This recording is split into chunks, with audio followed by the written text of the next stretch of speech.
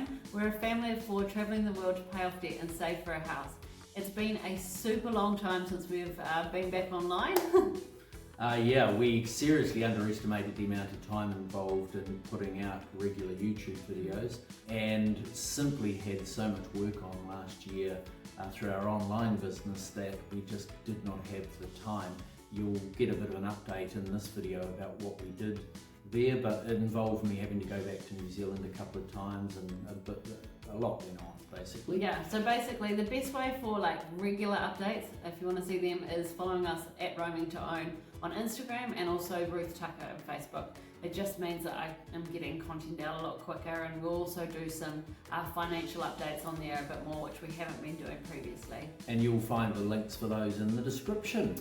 Yeah, so if you want to have a look now, we'll show you what we've done since April 2024 until February 2025. So we headed from Thailand to Sri Lanka. It was a place that we knew very little about, and to be honest, I had a bit of, I was just a bit nervous about it really, just because in my mind it was a little India, and I went there as a child and it was hectic and full on, and so I just wasn't sure.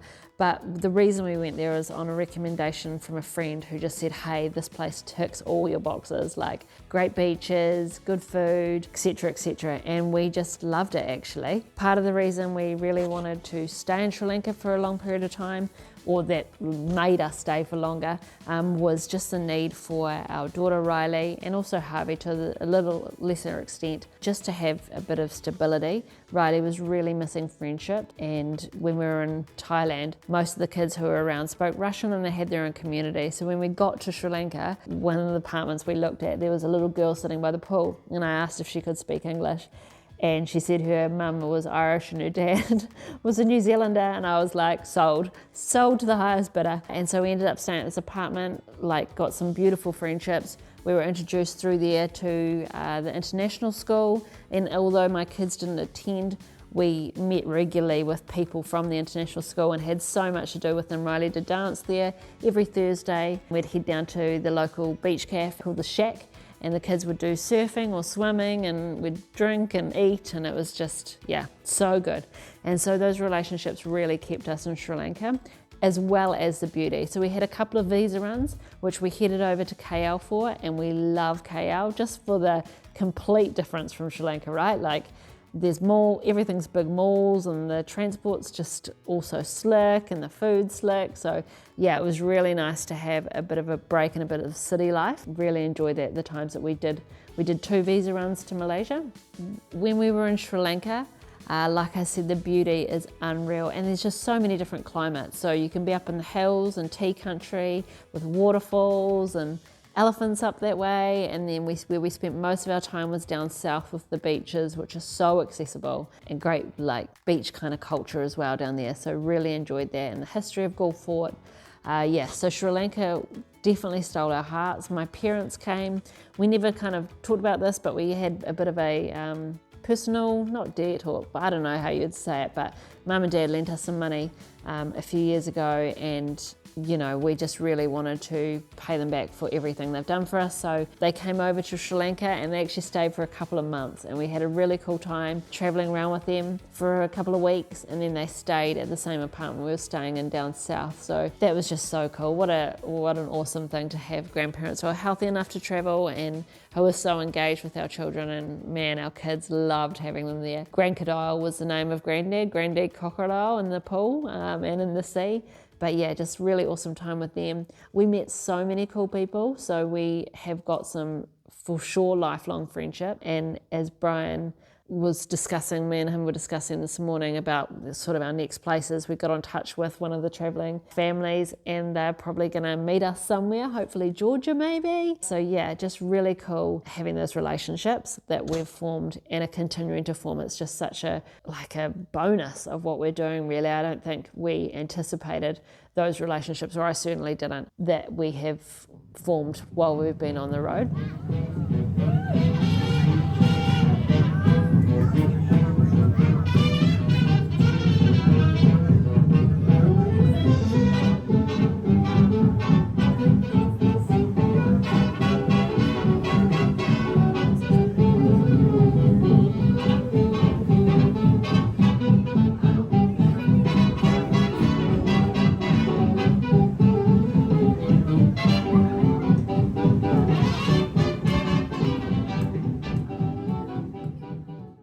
We did a few incredible things while we were in Sri Lanka.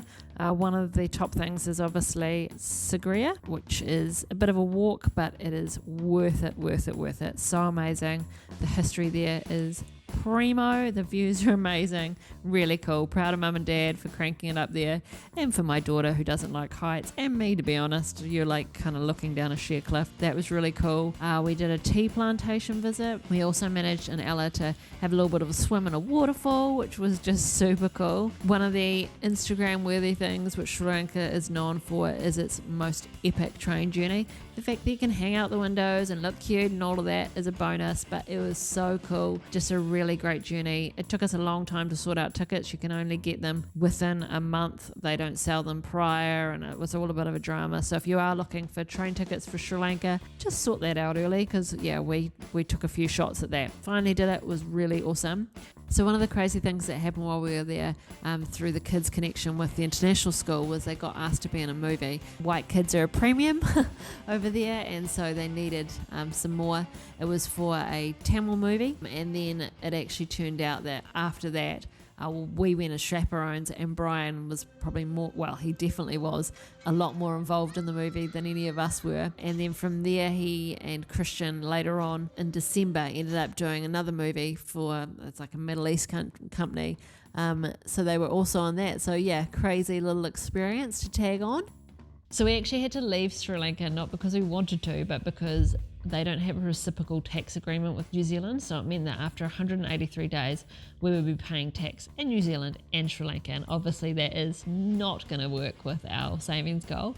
So it was time to say goodbye. It was also getting towards Christmas. So we decided that we would spend Christmas back in Sri Lanka after we'd done a visa run. And then when our 183 days were up, which was pretty much New Year's, we were going to fly out to Egypt with my stepson who had arrived.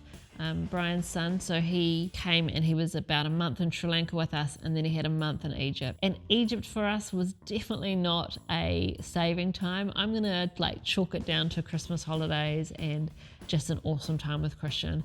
We did such cool stuff, seeing the pyramids, just experiencing that all. Walking through history was just crazy and so cool, and just what a blessing to be able to do it with Christian. He left us on the 24th of January and headed back home. So 2 months is pretty long to be with your stepmom, your dad and your two little siblings. Nice for him to get back home to New Zealand. So he left us, and from there we had about another week or so in Egypt. We did quad biking, which was just so cool, and I think will forever be a highlight of the kids. I think we thought it would be this kind of slow, tame thing, and we ended up just fanging it down through the sand dunes, which was so cool. So Egypt was a real mixed bag for us. It was intense, I think is the best word to describe it. Intensity of smells, rubbish, and then intensity of beauty. You're surrounded by so much history, and it's just like brain overload. Some of the days we were with another traveling family, and we'd been looking at things all day, and we had a tour guide, and I kind of mentioned, it's almost like at the end of the day, you stop listening, you stop taking it in because it's so much. But really amazing. So grateful that I went there. I felt like we only touched Saqqara, which was kind of sad. I wish we had had more time there, but I felt like we had a decent amount of time in Cairo. Hurghada was really great and relaxing, to be quite honest. We needed a bit of a break there, and so it was nice to be in a seaside area. So then from there we headed to Morocco. And we went straight into Marrakesh, and we were out of there pretty quick, to be honest. We all were feeling like we just needed to get somewhere to stop. And so we headed to Assoria, and we're here now, and just so grateful to be in a bit of a long-term accommodation. It's not perfect.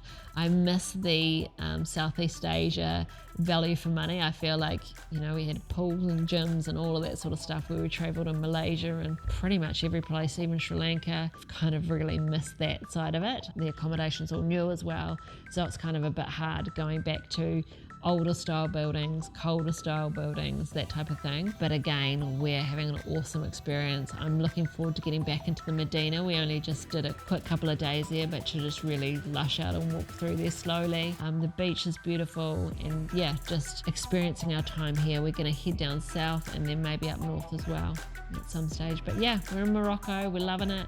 Not sure where next. Actually, no, we are. So 3 months in Morocco potentially, and then Turkey for a couple of months, and then who knows. But yeah, that's the current plan. So Morocco 3 months, Turkey after that.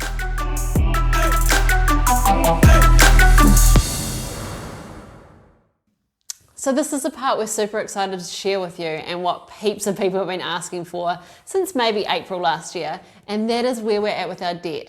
So as of February this year, we started our journey at about 95,000, just under, and it's now down at around 39, let's just say 40,000. So that is a $55,000 in debt reduction. Yeah, we'd wanted to repay our debt within the first year, but with the need for me to go back to New Zealand a couple of times and the birth of a grandchild, a lot of other things that went on last year meant that we weren't quite able to achieve that. It also turned out, we discovered that if your turnover increases and your expenses fall like a stone, you end up with a much larger tax bill than you would have otherwise anticipated. And so in January, we had to suddenly stump up with another $19,000 in tax, which was a little more than anticipated, but we were able to just pay that straight out of our savings. In the past in New Zealand, we would be riding a roller coaster. Every time a big tax payment would come in,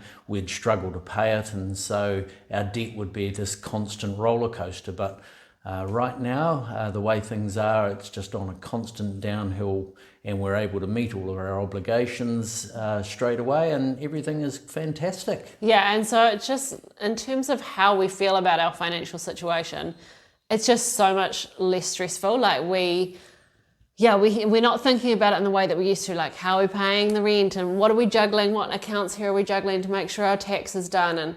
And Brian's been talking about how it's impacted our business as well, just the fact that the financial stresses aren't there. Yeah, we haven't promoted our business at all with our travels, and so the change in our turnover since we left has been quite a surprise. When the previous year we had averaged, I think, a turnover of about $13,000 a month.